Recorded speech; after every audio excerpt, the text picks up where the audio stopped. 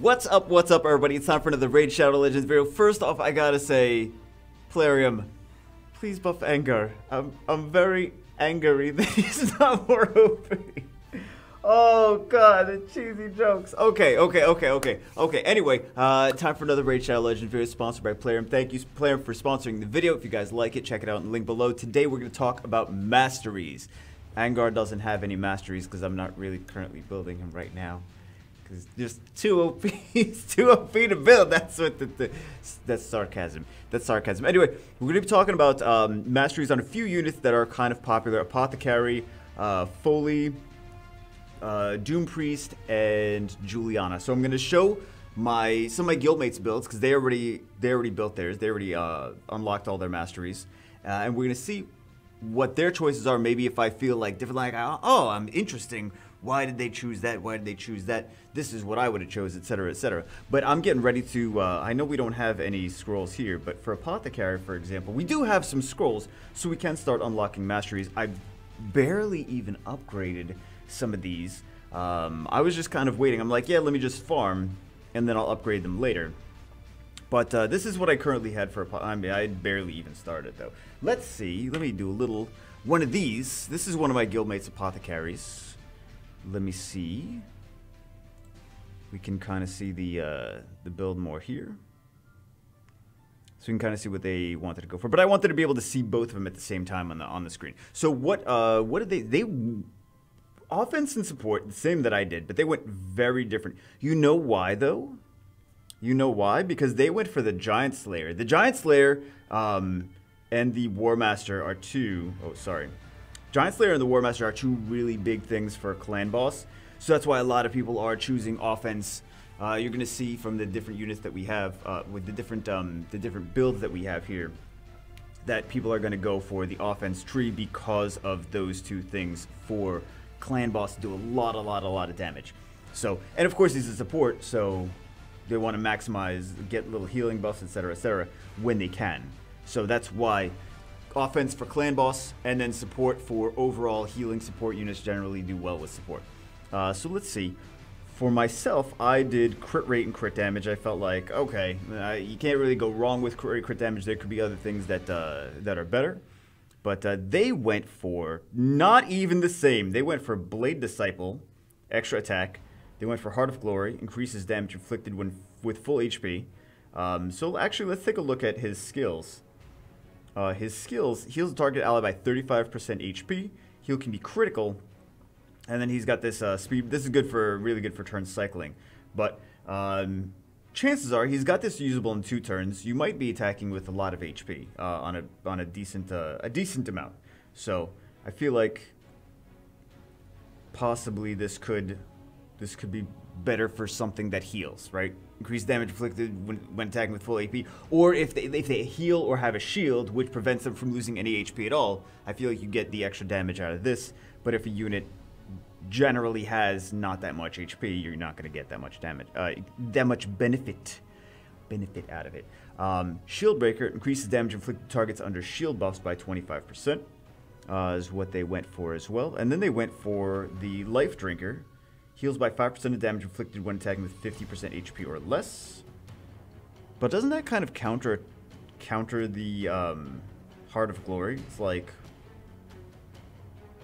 one is like, okay, this is useful when you're high on HP. This is useful when you're low on HP. I mean, you could think about it like one of two ways. And then what else do they have? Cycle of Violence. 30% chance of decreasing the cooldown of a random skill by 1 turn if the damage inflicted by a skill exceeds 30% of the target's max HP. I feel like they were just making a line towards Giant Slayer, weren't they? I feel like that was the end goal, was just Giant Slayer, and then like whatever the most optimal path was to get there. I kind of feel like that's that was the game plan. Increased damage inflicted by 4% for each debuff on this champion, stacks up to 12%. And then the cycle went, and we saw the cycle of balance. So that's the ones that they went for. There's also, what is let's take a look at. There's another Apothecary. So this is another guildmate, and they kind of went for a totally different path, actually. So they started off similar to how I did, but they also did the Shield Breaker, So they both did Shield Breaker. And then what do we have for the third tier? We have Single Out, increase damage inflicted to targets with less than 40% HP by 8%. Again, I feel like this is just another path to the Giant Slayer at the very end on the last tier, which is one of the best offensive masteries in the game. And then we have the two on, what is it? We saw Single Out, and then we see Bring It Down. Okay, increases damage inflicted by 6% when attacking targets with higher max HP. And then we have Methodical.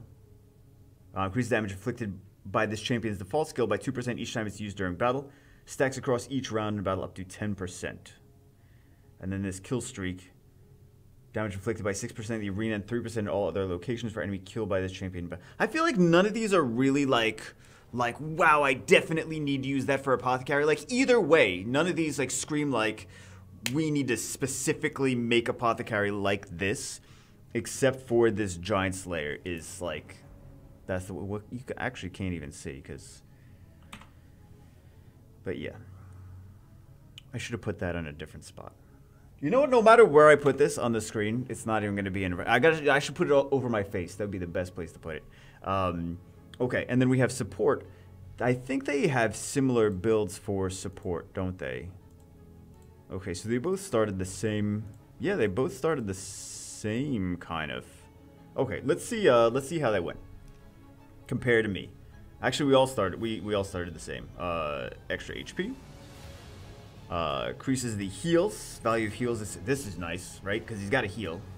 It's this is more, makes more sense. This is more relevant to that.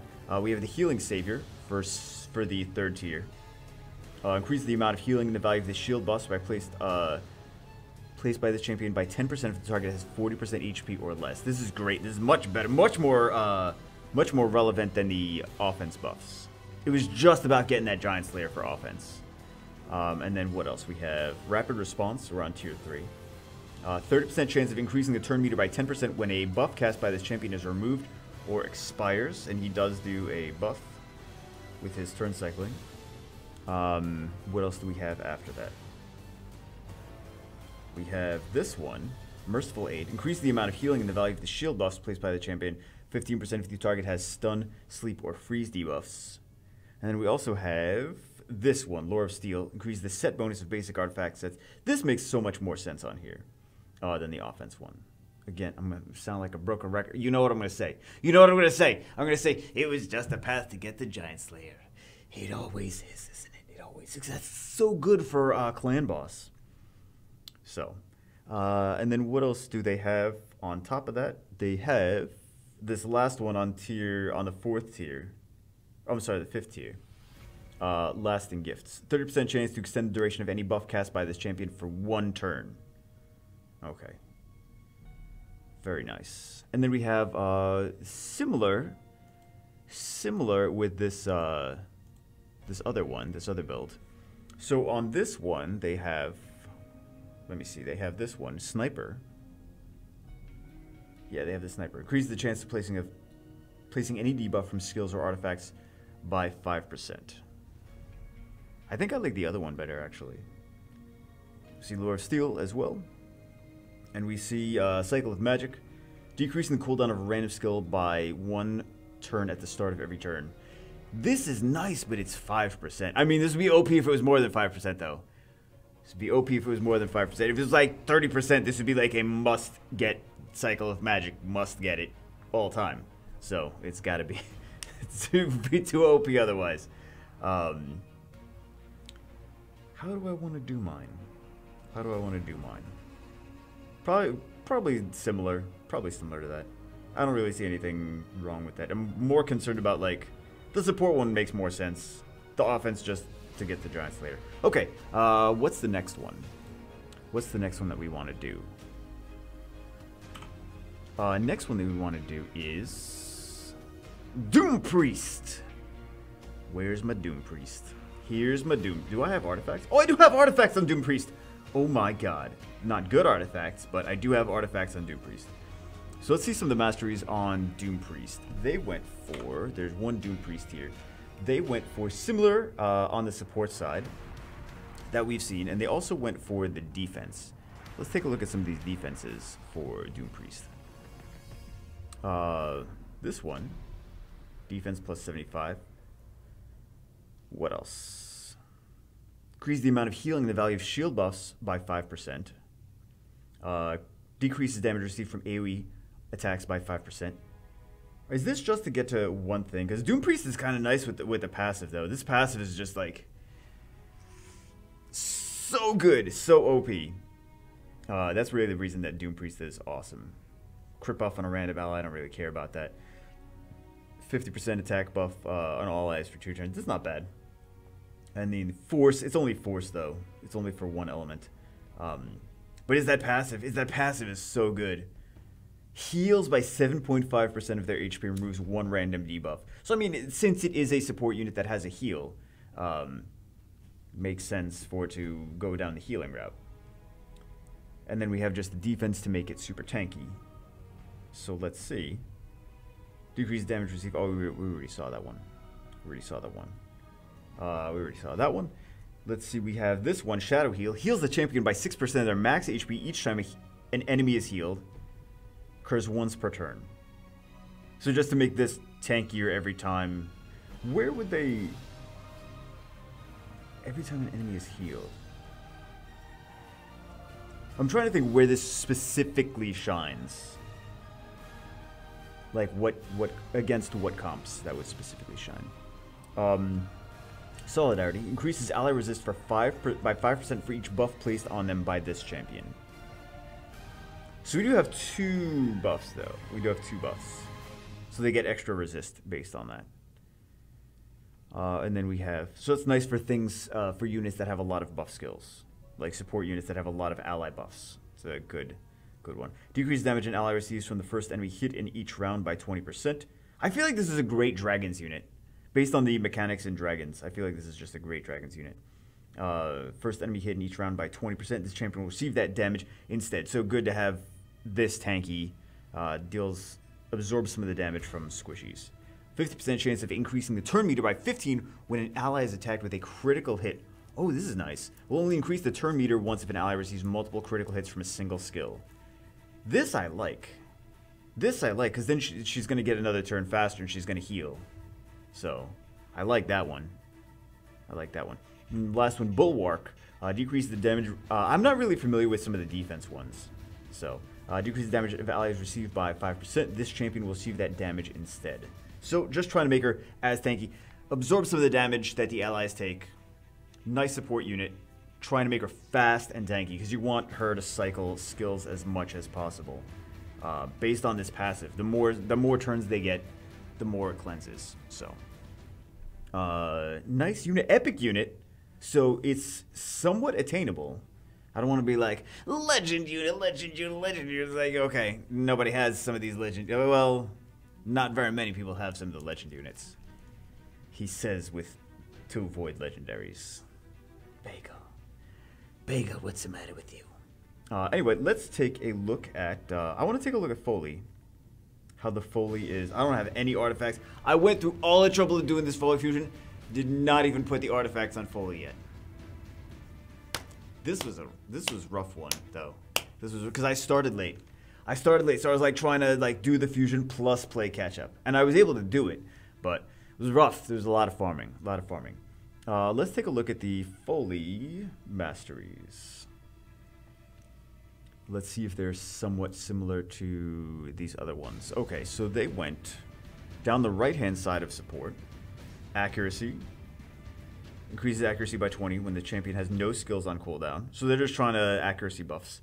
30% chance of increasing the turn meter. 10% when when a debuff cast by the champion is removed or expires. Let's take a quick, brief review of Foley for a second, though. 4 times, 20% chance of placing a 60% decreased defense for 2 turns. This is great for clan boss, great for Fire Knight, because of the multi hits. Attacks 4 times at random again.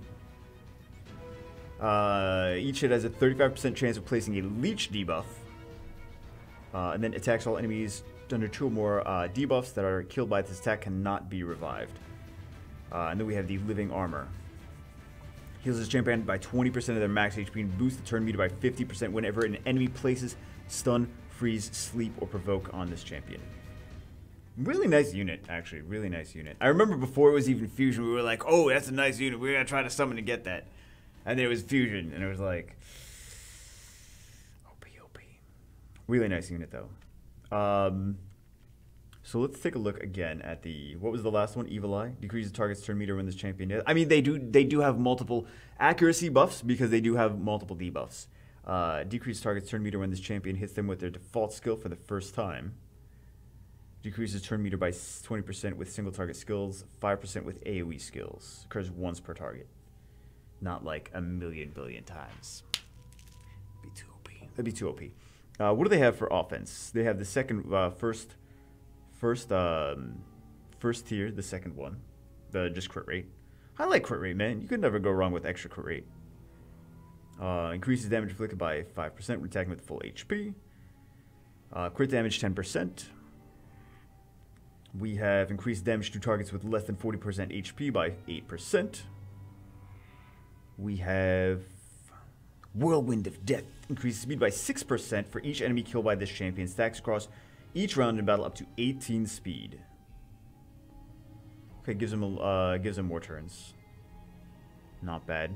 In a turn-based game, extra turns is always good. Bring It Down, which we saw before. What is this one? Did we see? Oh, we did see the Cycle of Violence as well. We did see the Cycle of Violence before. And then we saw... Oh, we got some summons too. We'll do our summons as well. Blood Shield. Did we see the Blood Shield? I don't think we saw the Blood Shield. Places a shield buff on this champion for 1 turn when this champion kills an enemy. Value of the shield is equal to 15% of the champion's max HP. Occurs once per turn. Nice. I didn't even start working on the fully... well, I didn't gear him up. That's why he's not using him in Minotaurs. But, okay. But I do still have to go for...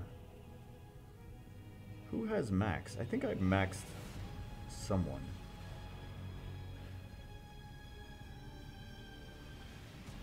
You? Yeah. Well, the first one anyway. Yeah, I got a lot of upgrades to do, man. I got a lot of upgrades to do. Okay, so let's take a look at... oh, this is perfect, because we're going to take a look at Juliana's. Juliana's next. Let's take a look at her Masteries. So this is... I didn't do any Masteries on Juliana yet. We see for support, we see pinpoint accuracy, extra accuracy. She does need the accuracy, though. Let's take a look at her skills. Attacks an enemy 2 times, fills up the champion's turn meter by 10%. This one is a poison debuff, which needs accuracy. And then ignores portion of the... This is not as relevant. We don't care as much about the defense, ignore defense, when Romero's on the team for a clan boss. A lot of people using Juliana for clan boss. And then this one, HP burn, is nice. That's another debuff that's really important to get. And then the upgrades on her too. Really nice for clan boss. That's where people are using her for clan boss. And it's really important to do like a lot of damage. The better the damage you can do in clan boss, the better the rewards you get from it. Some of those rewards are pretty awesome. I'm not gonna lie, some of those rewards are pretty awesome.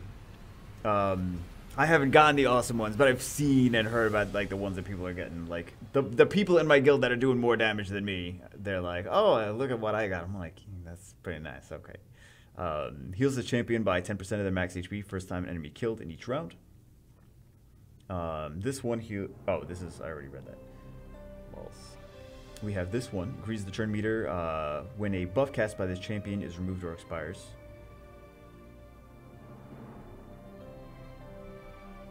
I don't like that super much on her. But I think they just needed to...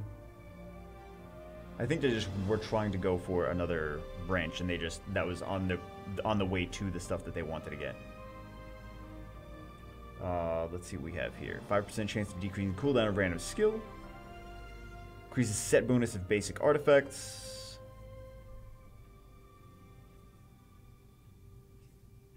This is nice, actually. I like this Lore of Steel.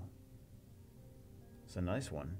Master Hexer. 30% chance to extend the duration of any debuff cast by the champion. Yeah, I like this one. I like this one because she does two great debuffs, right? This is a really great Master Hexer is really great for her. And then we have this one, Lasting Gifts, extend the duration of any buff cast by this champion. Any buff cast by this champion, though. Well, I mean, so she does have a. I mean, she does have a buff. I'm really thinking about like her more as a debuffer, not for the barely any buffs. So, and then we go to the offensive side. It's all right down. It's the crit rate, it's the crit damage, and then it's all the way right down the left-hand side, as far as the rest of them. Increases damage attacking with full HP. Increases damage with targets 40% less.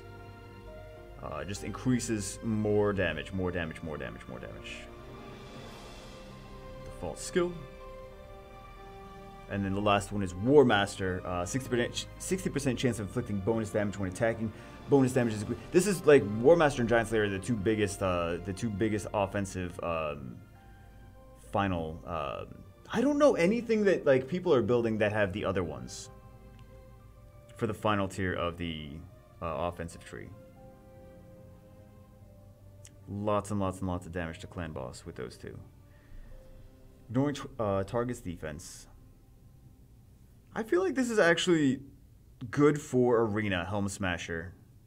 I feel like it's not bad. It's just like people are talking about Giant Slayer War Master for Giant Slayer and War Master for the Clan Boss, and that's getting so much hype that the Helm Smasher for Arena is pretty nice. Flawless Execution for Arena is also pretty nice, I feel. So I think those are more PvP final trees. But you know what? Those I feel like are actually pretty good. Actually pretty good, just not for Clan Boss, so they don't get as much hype. Anyway, what else do we have here? Let's finish that up. I'm basically gonna go just follow in their footsteps for the most part and what I want to unlock. I just wanted to go like show the different things that they were using for those things and like see my opinion on like, oh, that's really good, or like that's not as crazy as I thought it was gonna be. So anyway, what do we have? I reached level 60 not too long ago. So we do have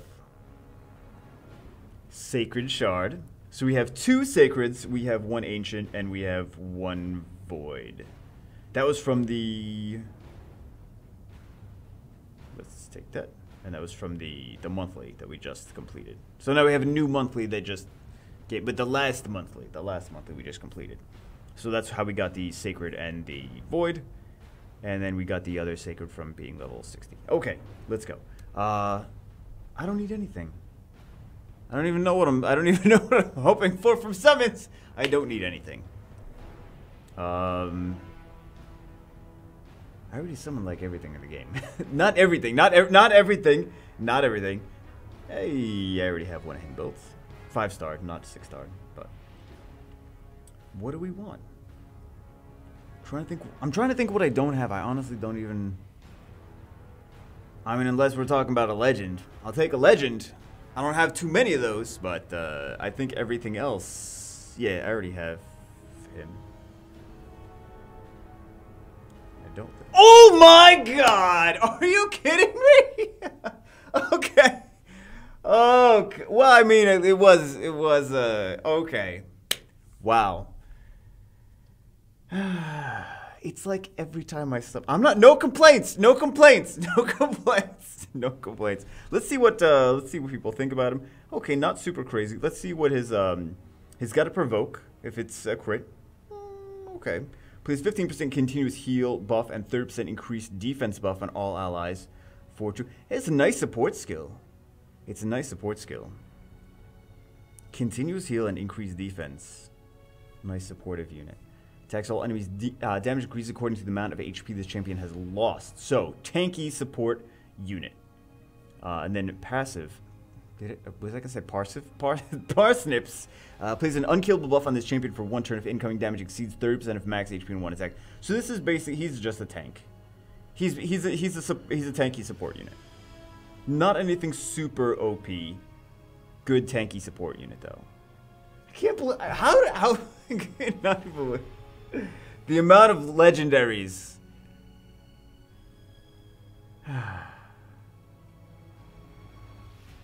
Jeez.